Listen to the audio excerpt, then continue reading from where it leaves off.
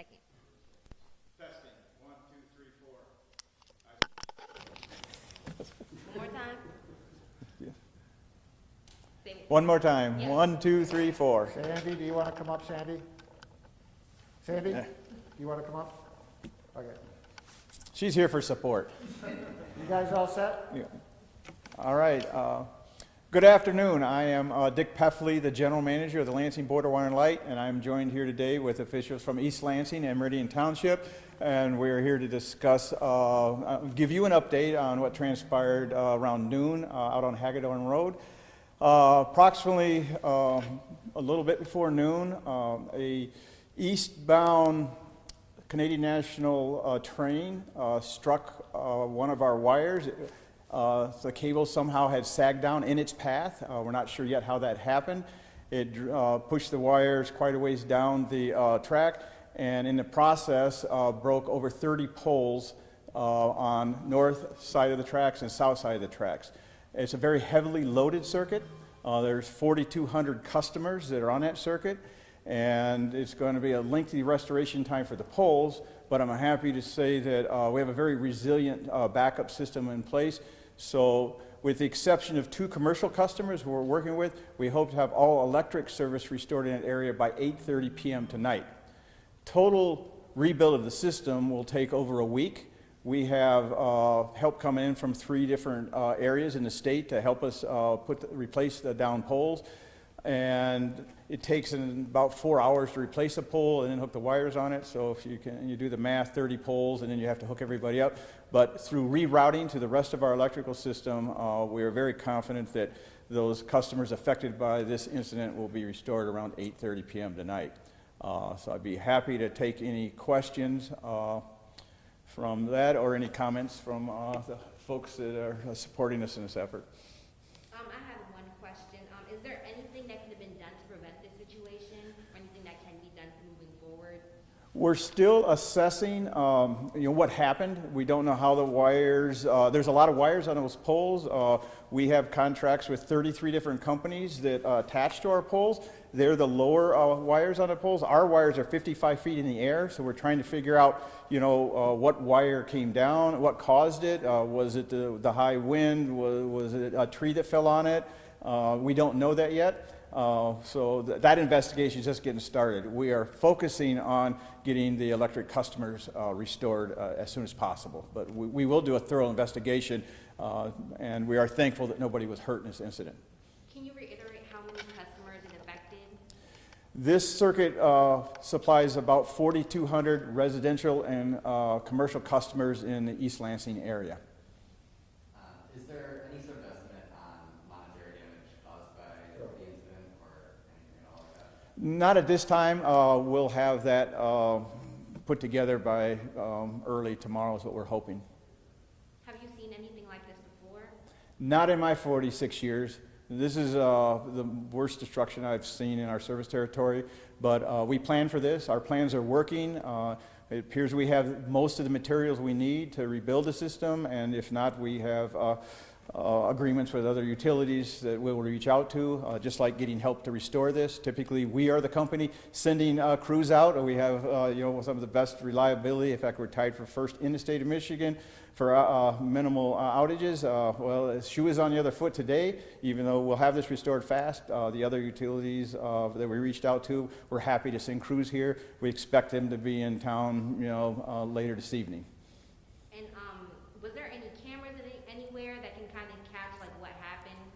Or you don't know? We have some customers that are starting to send us videos they've taken. They might help us. So far, the 2 that I've actually been able to see are aftermath. Nothing that caught the train, going through there and catching the wires. Because I've never heard of something like this happening before. So somehow one of the cables was just too low.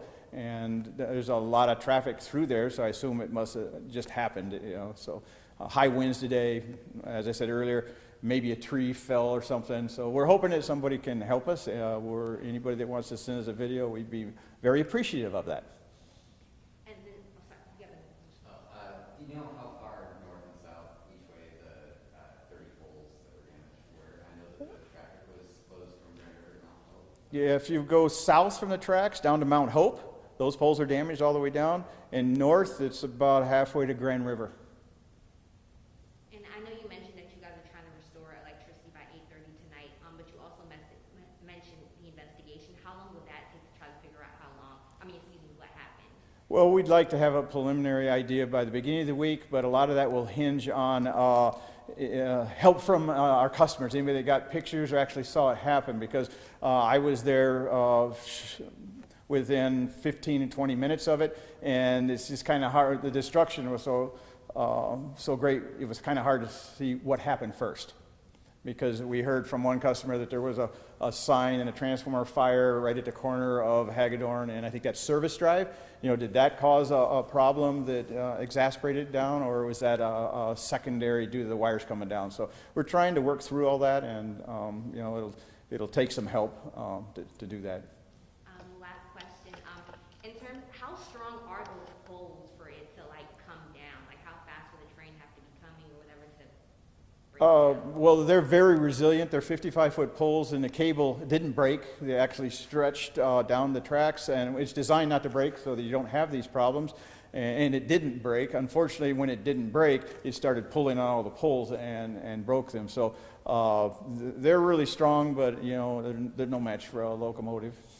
Any message to those in the community that are affected by this? We are working as fast as we can to get your service restored, and we've pulled out all the resources to make that happen.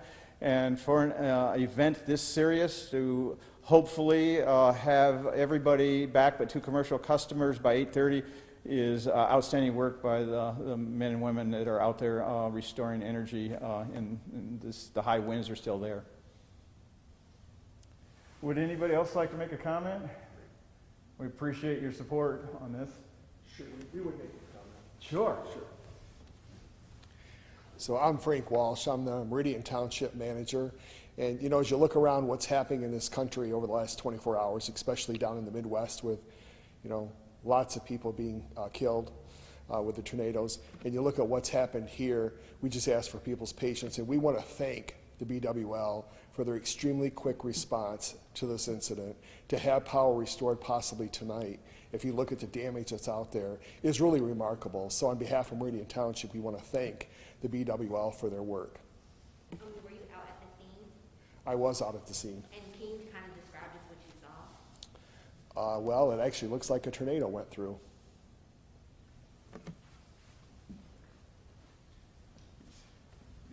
Any comments? George? I could just Hi, George Lohannis, City Manager for the City of East Lansing. Just also want to thank the board for their quick response, for their information, for holding a press conference to get information out to our customers and also to the municipalities. And our fire and police are on the scene, and they'll be assisting in any way they can throughout the coming day. So if people need assistance, feel free to contact us. And thanks again to the board. Thank you. Any other questions? Yes. Until you guys restore power, is there anything people can do right now? Well, obviously, let me think about it here.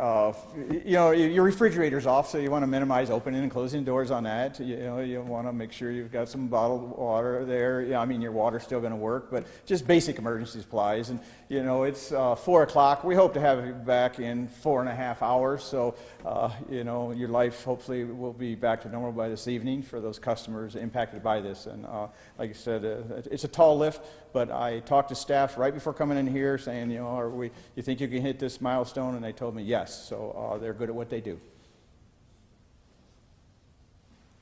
Thank you. Thanks. Appreciate all the support.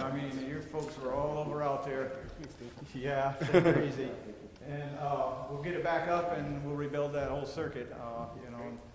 It was fairly new. Of course. We did. It was one of the newer ones down through there, but we'll get on it. And that's what I've told staff, that with these crews that are showing up, put them on that around the clock, because it's going to negatively impact any of the folks that are renting space on there. So I'm not sure.